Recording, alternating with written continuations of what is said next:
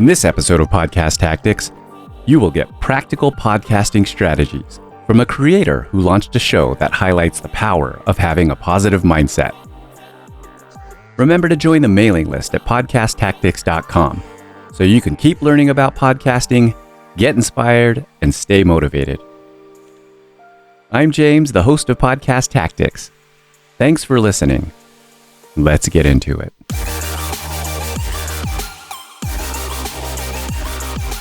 Joining me right now is Randy Silver from San Diego, California.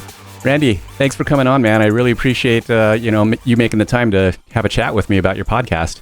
Thank you so much for having me on today. I've been looking forward to it all day, and I'm really excited to educate your viewers and yourself about my podcast, The Leap of Fate.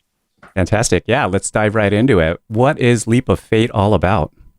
So The Leap of Fate, long story short, I was at home during the pandemic. My parents have preconditions. So I was taking care of them at the height of the pandemic when you didn't know if you could go outside, things like that.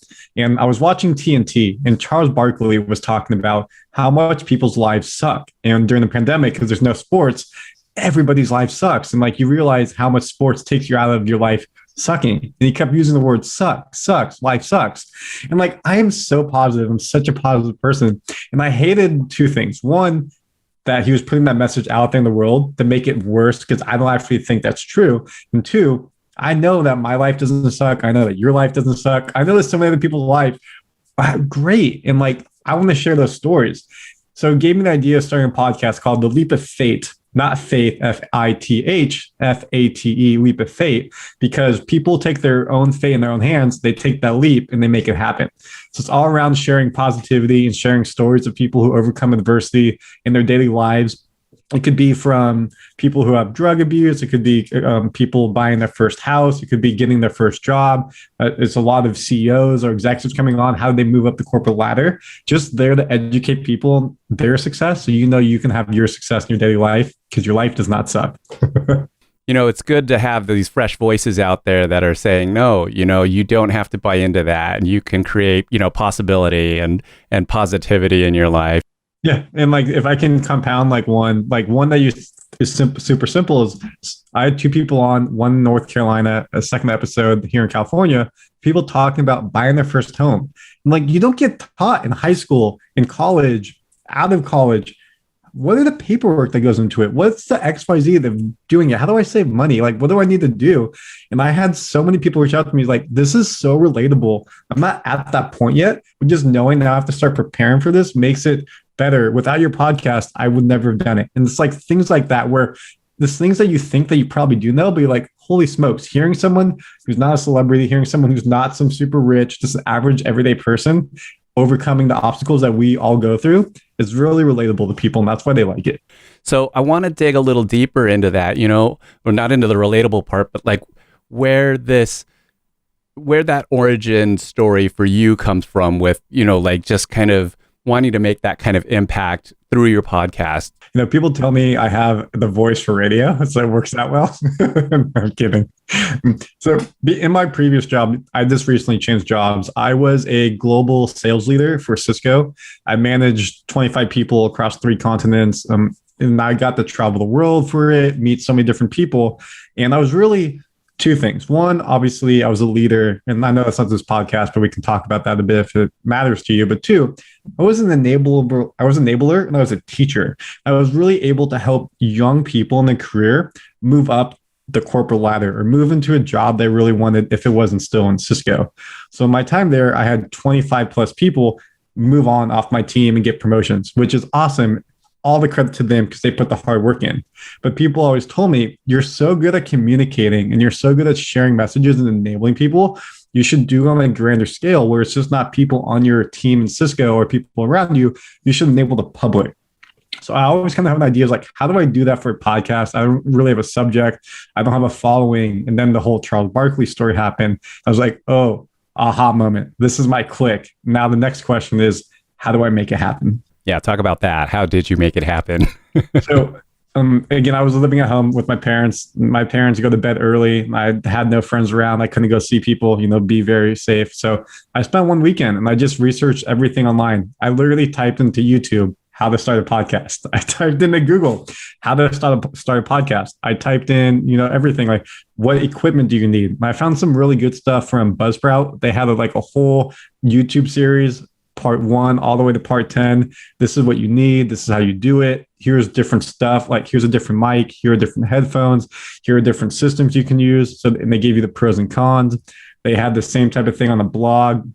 I had other friends who were inside the podcast video type of industry. I asked them. So after all the reading over the weekend, I went to my parents and I said, hey, I want to start a podcast. And they kind of laughed at me, like, because I always have ideas and I make it happen, but they're like, oh, cool. Another crazy idea from Randy. And they're like, well, you're going to put all this money into it. And I was like, yeah, I think this is something that I really want to do. And after that weekend of reading it, I was like, cool. So go on Amazon. I got the mic you guys see right here. Excuse me if this makes some noise. I apologize. It's called a Blue Yeti. You get the guard right here. So if you spit, things like that. Obviously, you have one of the things in your video as well. I already had these headphones. And then the one thing that I had to go do was figure out, how do I record? So recording, there's different stuff you can do online. Luckily, because I was working for Cisco, Cisco has a tool like Zoom, except it's called Cisco WebEx. Just went ahead and used Cisco WebEx recording, can download it.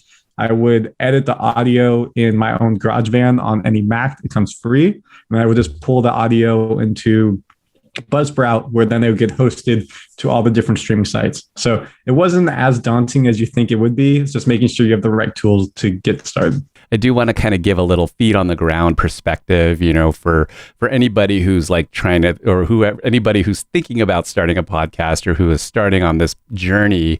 What kind of challenges have you encountered, and how have you broken through those challenges? That's a great question. I think that's the thing that people don't talk about is the challenges. And I promise you, as happy I am as I just talked about, every day is a struggle. I'm a one-man show.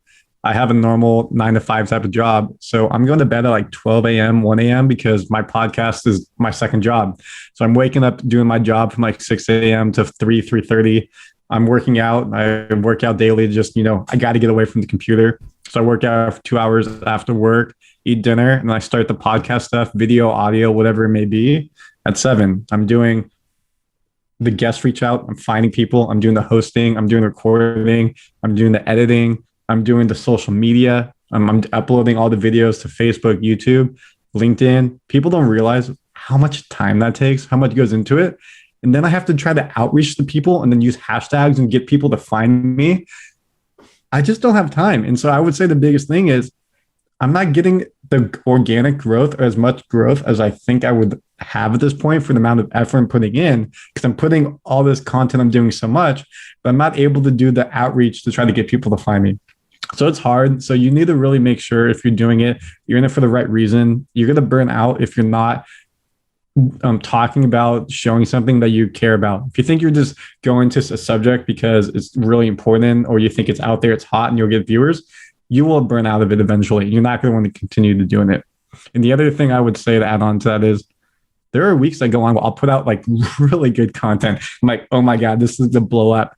And that one person reaches out to me and says like, hey, Randy, this episode changed me. Hey, Randy, this episode was really good. I'm not saying that because I want people to reach out to me. I don't need that gratification. But when you put 10, 12 hours into something and you see people listen to it, and maybe it's not as many listeners as you thought it would be that week, or you see it go down that week and nobody reaches out to you, not even like your parents, your friends, and said like, oh my God, Randy, that was really good. You get in your own head. And how do you make sure you stay on the right path so you're not in your own head and doubting yourself, and then the next episode might be worse and worse, or you just start doubting yourself and you quit, or you don't have that consistency and you take a week off and you take 2 weeks off. So you got to make sure that you're in it for the right reasons. And when all this is happening, I know it's long-winded, I apologize, that you're happy with yourself, and you can't let what's not happening or coming to you dictate how you move forward. If you know you're in it for the right reasons, then you're doing it for the right reasons. Let's talk about an episode. I listened to episode 39, My Noisy Cancer Comeback with Fitz Kohler. Mm-hmm. Great episode. Yeah. No spoilers. I mean, obviously I want people to, go to you and listen to your podcast. I'm totally good to talk about spoilers. Yeah, no, I mean, I want to get to kind of the nuts and bolts of not just that episode, right? But just your interview style and how you go about, interviewing your guests. So good question. I'm gonna give you two answers. Because I'm in sales and I'm used to just ad hocing, having to speak to people on my feet, I do everything in the moment. Of course, I'll check someone's LinkedIn, I'll check their website, make sure I have a bio. I'll make sure I just have a quick intro that's on their LinkedIn, but the full conversation is just convo. It's just us talking as two friends. Like right here, I prepared nothing with you, knowing that you're going to ask me about my podcast. It's probably going to be video. So I can just wing it because I know I'm confident to talk about. Now, vice versa, if you don't feel confident in public speaking or being able to articulate things very quickly, then ideally you probably want to make a couple notes. You probably want to have like topics you go over.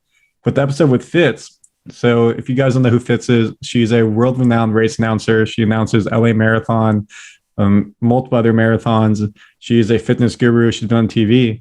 She had breast cancer. So in 2019, diagnosed with breast cancer. She battled through it, still did her daily job, traveled the US, and now she's around the podcast scene, around the talking scene, talking about it. So going into it, I knew I wanted to talk to her about fitness just because she's a fitness guru. So it's a good intro of people. And I knew I wanted to talk about breast cancer. So I, said, hey, Fitz, let's start with this. You have breast cancer. What was that like? And just engaging in the conversation, listening to her, it just led to question, to the next question, to the next question. And at the end of it, we hit like 45 minutes. I was like, oh my God, this went by so quick. And there was if like two friends sitting by the fire talking. And so because she's a very well-known podcast guest and does a lot, I asked her after the fact, which is actually good that you asked me this question. I was like, hey, how did my podcast do compared to other people? I would love your transparent feedback. And for you to ask guests that, it shows that you care about what their opinion is. They're just not there to be there. Like, help me out as well. And she said she loved the fact that she could tell I was ad hocing it. I was invested in the conversation and story.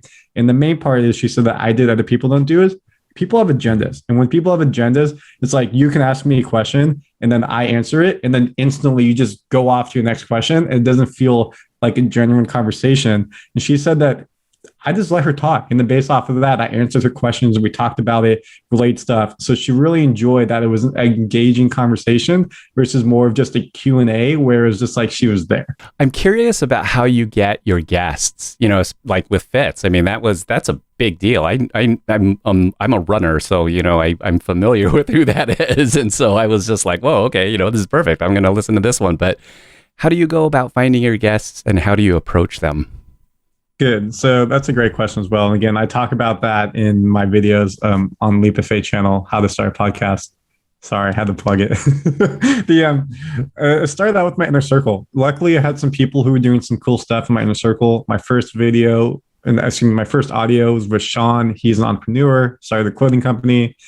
If you guys ever heard of After School YouTube channel, it's whiteboard animation videos. He's one of my best friends from college. I got him. So I started out with my inner circle of people who have done cool things or have done stuff like got married. What does it take to get married? How much money does that cost? They had their first child. Again, very relatable stuff that people, my generation, mid-20s want to hear.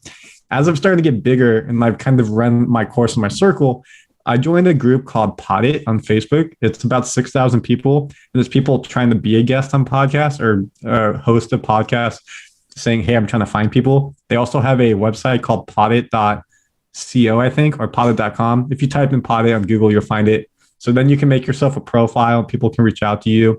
So there's different avenues like that. Also, the other thing I do is like, I'm in sales again on LinkedIn or like on Instagram. If there's someone I think is really cool and I like what they're doing, I just reach out to them and be like, hey, I want to be, hey, I host a podcast, Leap of Faith. Here's a quick bio. I would love to have you on. Are you free in the next couple of weeks where we can record? And everybody loves talking about themselves. If you go like, hey, you do something so cool, I would love you to share. Now, again, say you have 50 listeners and this person has 1 million followers. Are they going to take the time of day for you? Probably not, just to be transparently honest. But that person's got 10,000 followers and you've got 100 people and you're like, hey, I like what you're doing. I'd love for you to come on and speak about it. More often than not, you're going to say yes. So you just got to be active and, outgoing, and people will want to speak to you. That's cool. Yeah. Yeah, absolutely. I mean, the power of the ask is powerful. Yeah, exactly. You got to. You don't ask, you don't get. Yeah, exactly. There's the soundbite right there. So, Randy, tell me what you want people to get out of your podcast. Why should they listen to your show? So people should listen to Leap of Faith for 3 reasons. One, whatever you're going through in your daily life, first off, I guess I should say, hopefully you guys are healthy during the pandemic and all that goes with it, staying safe. But if you have other stuff going on beyond that, hardships, adversity, my show is here to teach you that you will get over it. When you have the right mindset, you have positivity, it's not going to be easy. Life is not easy. Taking it back to Fitz, she had a great quote. She's like, I knew that I had cancer, but someone else, my kids didn't have cancer. My husband didn't have cancer. I can get through it. I had the right positivity, had the right mindset, and life was so hard. And I definitely cried every night, but I knew when I stayed positive, it gave me the best chance. So my goal and my mission for number one is providing the right content, providing the right message. People can stay positive, they can stay motivated, and they can know that whatever you're going through, you have the ability, and when you have the correct mindset, to try to make it happen.